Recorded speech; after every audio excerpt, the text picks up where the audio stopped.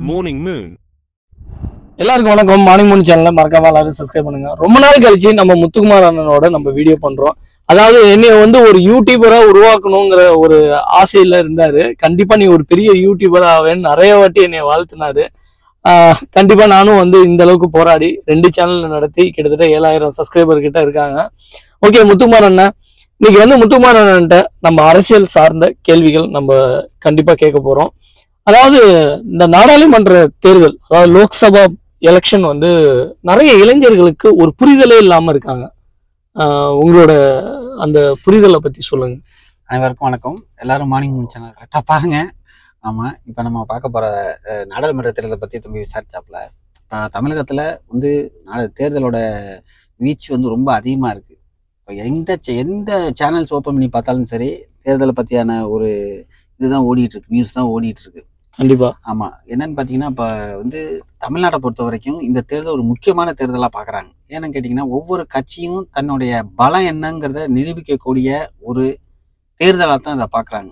உதாரணத்துக்கு பார்த்தீங்கன்னா, டிஎம்கே பார்த்தீங்கன்னா கலைஞர் கருணாநிதி இல்லாத முதல் தேர்தலை அவங்க சந்திக்கிறாங்க. அதிமுகவை பொறுத்த வரைக்கும் புரட்சி தலைவி செல்வி ஜெயலலிதா அவங்க இல்லாமல் தேர்தலை சந்திக்கிறாங்க. கண்டிப்பா. ப்ளஸ் பாரதிய ஜனதா வந்து ஒரு முக்கியமான, அவங்களும் இந்த தமிழ்நாட்டில் வந்து நம்ம நிற்கணும் அப்படின்னு சொல்லிட்டு அவங்க ஒரு தலைமையை ஏற்று அவங்க அமமுக தினகரன், ஓ பன்னீர்செல்வம் ஐயா அவங்களெல்லாம் சேர்ந்து ஒரு கூட்டணியாக சேர்த்து ஒரு தேர்தலை சந்திக்கிறாங்க. ஸோ இந்த தேர்தல் நாம் தமிழர் கட்சி கூட சீமான் அவர்கள், கரெக்ட், நாம் தமிழர் அவங்க தனியாக நிற்கிறாங்க. ஆமா. ஸோ இந்த தேர்தல் வந்து முக்கியமான தேர்தலா, உலகமே உற்று நோக்கக்கூடிய தேர்தலா, தமிழகத்தில் முக்கியமாக ஃபோக்கஸ் ஃபுல்லாக தமிழ் மாநிலத்தை நோக்கி தான் இருக்கு. கண்டிப்பா. ஏன்னா இப்போ டிவியை போட்டு உடைச்ச நம்ம பத்மஸ்ரீ கமலஹாசன் அவர்கள் வந்து பாத்தீங்கன்னா இப்போ வந்து டிஎம்கேவோட ஜாயின் பண்ணிருக்கிறது ஒரு புதிதா இருக்கு. அதுக்கே அவர் வந்து பல விளக்கங்கள் சொல்லியிருக்காரு. இப்ப எனக்கு ஒரு விஷயம் தான், இப்ப வந்து இந்த லோக்சபா தேர்தல்ல இப்போ எத்தனை மாநிலங்கள்ல இருந்து நம்ம தேர்ந்தெடுக்கிற எம்பி மூலமாக பிரைம் மினிஸ்டர் எப்படி நம்ம வந்து 26 மாநிலமா மொத்த தேர்தல் நடந்துட்டு இருக்கு. எல்லா மாநிலத்துக்கும் ஒரு கட்ட தேர்தலாக வச்சிருக்காங்க. சில டிஃபரெண்ட் தேர்தல் தமிழ்நாட்டில் பொறுத்த வரைக்கும் ஒரே தேர்தல் வைக்கிறாங்க. பட் சில மாநிலங்கள்ல 2 கட்ட தேர்தல், 3 கட்ட தேர்தல், டிபெண்ட்ஸ் ஆன அந்த ஏரியாவை பொறுத்து அவங்க தேர்தல் நடத்துறாங்க. ஓகே, மோர் தென் 250க்கு மேல ஒரு எம்பி வந்துட்டாங்கன்னா ஒரே கட்சியில அவங்க பிளஸ் அவங்க கூட்டணியோட சேர்ந்து கூட ஆட்சி அமைக்கக்கூடிய தன்மையில இருக்கு. இப்போ பாரதிய ஜனதா பொறுத்த வரைக்கும் அவங்க வந்து கம்ப்ளீட்டா எல்லா ஏரியாலையும் எல்லா மாநிலத்திலையும் அவங்களே வந்து இது எடுக்கணுங்கிற இதுல மோடி அவர்களுடைய கட்சி வந்து ரொம்ப தீவிரம், பாரதிய ஜனதா கட்சி வந்து ரொம்ப ஃபோக்கஸ்ல இருக்காங்க. Okay okay. இப்போ இவங்க இத்தனை பேர் ஃபோக்கஸ்ல இருக்காங்க. இப்போ வந்து இந்த ஓட்டு வந்து செதறிடுச்சோ இல்ல வந்து கொஞ்சம் கம்மியாயிட்டோ, அப்ப வந்து பிரைம் மினிஸ்டர் செலக்ஷன் வந்து தள்ளி போறதுக்கு வாய்ப்பு இருக்கா? இல்ல இந்த மாதிரி இல்ல அப்படி இருக்க வாய்ப்பு இல்ல. பாரதிய ஜனதா பொறுத்த வரைக்கும் அவங்க வந்து சவுத் இந்தியா ஏரியா இதுல மட்டும்தான் வந்து அவங்க இதா இருக்காங்க.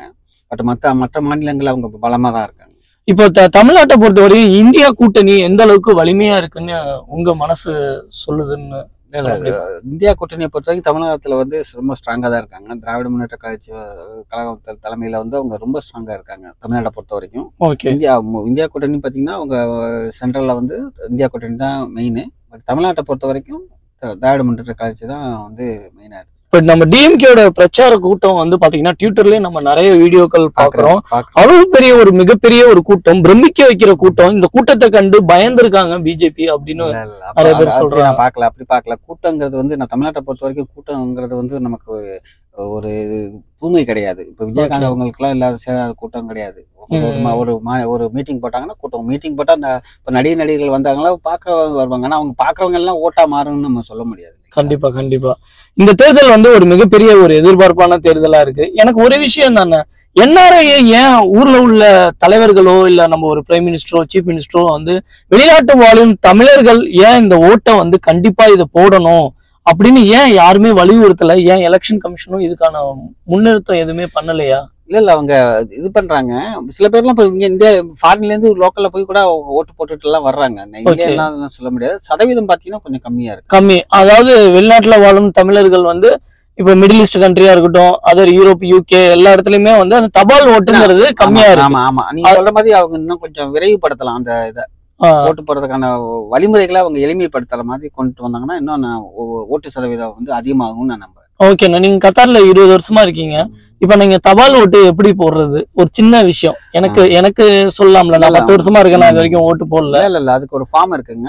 நீங்க அந்த தேர்தல் ஆணையம் வெப்சைட்ல போய் பாத்தீங்கன்னா அதுல ஒரு ஃபார்ம் இருக்கு. இந்த ஃபார்ம் 6A. ஆமா அந்த 6A ஃபார்மை டவுன்லோட் பண்ணிட்டு அதை ஃபில்அப் பண்ணிட்டு இந்தியன் எம்பசில போயிட்டு நம்ம டாக்குமெண்டோட ஓட்டர் ப்ரூஃப் ஐடி எல்லா டாக்குமெண்ட்டையும் கொடுத்து ஆனா ஓட்டர் ஐடி வேணும். அது ஆதார் கார்டு இருக்கணும். Okay, Aadhaar card voter ID எல்லாம் இருந்து. எல்லாருக்கும் வணக்கம். ஆக்சுவலா வந்து என்ஆர்ஐ ஓட்டு போட முடியுமா முடியாதான்னு, ஏன்னா நான் 10 வருஷமா இருக்கேன், நான் ஓட்டு போடல. ஆனா என்ன மாதிரி யாரும் ஓட்டு போடாம இருந்த அனைவருக்கும் இந்தியர்கள் அனைவரும் ஓட்டு போடணும். ஓட்டு போடுறதுக்கான வழிமுறைகளையே வெளியில போயிட்டாருங்க. அவர் கேட்டாரு, நம்ம வந்து என்ஆர்ஐ எல்லாம் எப்படி ஓட்டு போடுறதுன்னு கேட்டாரு. அதை பத்தி சொல்லலாமேன்னு பார்த்தேன். ஃபார்ம் 6A ஒரு இருக்குங்க. அதை ஃபார்ம் ஃபில்அப் பண்ணி பாஸ்போர்ட் காப்பி அட்டாச் பண்ணி நம்ம இந்தியன் எம்பசில கொடுத்தாச்சுன்னா நம்ம ஓட்டு பதிவாகுங்க. நம்ம அதுலேயே தெளிவாக கொடுத்துருக்காங்க, நம்ம என்ன தொகுதி, நம்ம என்னென்ன வேட்பாளர் யாருக்கு போடணும் அப்படிங்கிறத நம்ம தெளிவாக ஃபில்அப் பண்ணிட்டு கொடுத்தீங்கன்னா நம்ம ஊரால் எப்படி தபால் ஓட்டு எப்படி செய்யறாங்களோ அந்த மெத்தட்ல தான் வந்து என்ஆர்ஐக்கு அந்த ஆப்ஷன் கொடுத்துருக்காங்க. நம்ம ஒவ்வொரு இந்தியனும் ஓட்டு போடணும்னு வேண்டிக்கிறேங்க. வணக்கம். Morning Moon.